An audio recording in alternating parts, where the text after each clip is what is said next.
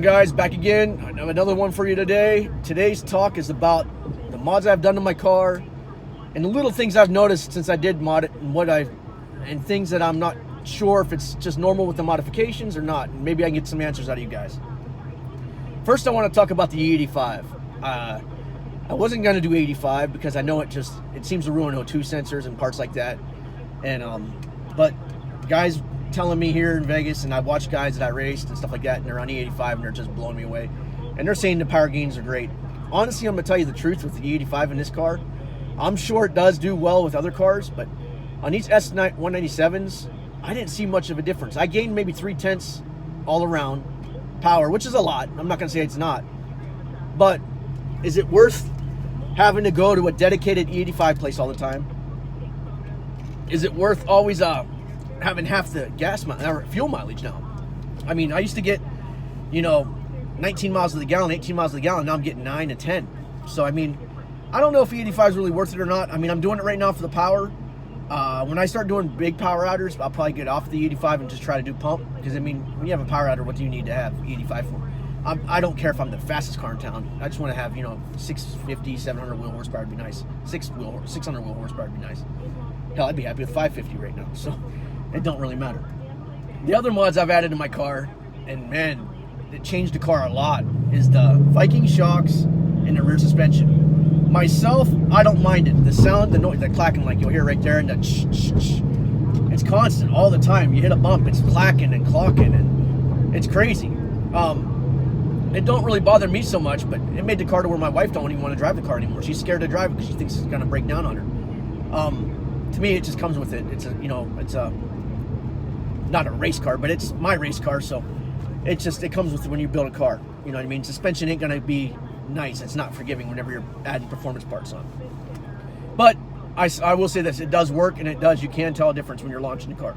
The car squats, the car hooks better, and all. I like the way it drives better. I like the way it feels when I'm driving it. The sounds are kind of annoying sometimes. That's the suspension talk. The Boss manifold and the tune, that really woke the car up a lot. I mean, just the tune on this car really woke it up. It got me up to the higher shift points. And honestly, that was probably my biggest performance mod, power-wise, that I saw. When I did the tune and the Boss manifold, the most gains, I think, were rather those two things and the Lund tune. I liked all that stuff. It all worked out really well. Now I have the injectors in the car for the 85. They didn't give me no power, but what it did do is when I did put them in, I had to get it retuned because they made it run real rich. So that was easy. I just called Lund up and they retuned it. Lund's, I'm telling you guys, Lund, if you're going to look for a tuner, Lund is a great company to go with. They are easy to work with, very quick back on the emails. You email, except for on the weekends, they're not open on the weekends, but if you email them, next day you get another email in the morning, and they're answering your questions, and they're pretty cool guys. I mean, I know that they probably think I'm stupid from some of the stuff I ask them sometimes, but shit, I've probably sent them over 300 emails, and they always answer back, and they always give me a pretty good, straight up answer, and they're pretty quick with the answers. They don't bullshit you and stuff, you know what I mean? The gear thing right now, that's the only thing that they've ever told me not to do, and I'm doing it just because I want to do it. And we're going to try it out, and we're going to have them done Friday, so we'll see. Maybe I'll be regretting that, I don't know.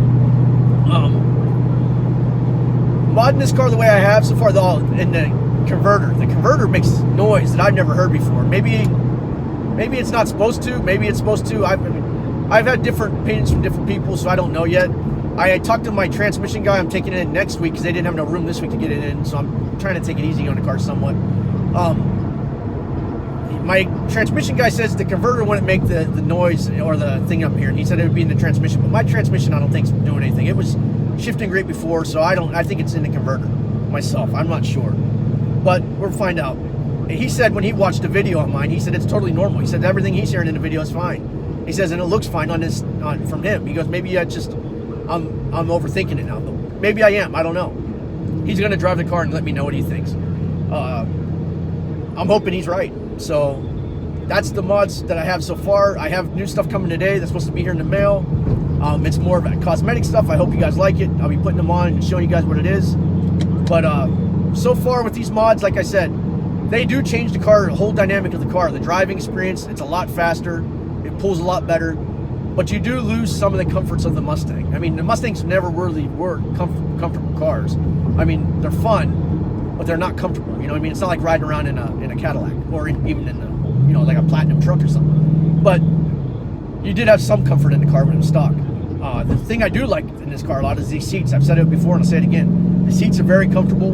They make the car feel like you're in a much faster car than what you are. So the seats are an upgrade I would do in any car. If you have a stock Mustang and you want to feel faster, and spend the money and buy some seats, you'll be more happy with your seats than probably any other mod you could put in your car. Maybe I'm exaggerating that a little bit, but honestly, I love the seats, man. They're just great. But so, like I said, these are the mods I've had on the car. I'm in this car pretty good amount of money right now. I'll do another video on that a couple days later, in a few days, maybe tomorrow. How much money I've spent on the car so far, but it's a good amount of money.